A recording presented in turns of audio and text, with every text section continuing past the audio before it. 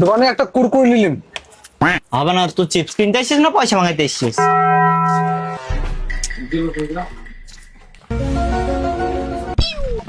ভাঙিয়ে দিলে না? না আমি ভাঙিয়ে এনে দিতে পারি, কিন্তু আমাকে 5 টাকা লাগবে। ঠিক আছে।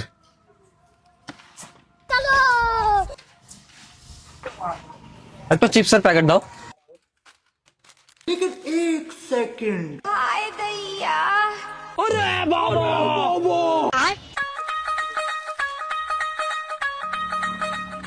নাও।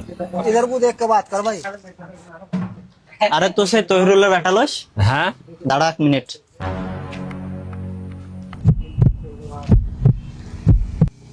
তোর বাপের নামে 495 টাকা বাকি আছে, আর এই দিয়ে 5 টাকা নিয়ে 500 টাকা শোধ হয়ে গেল। তোর বাপকে বলিস।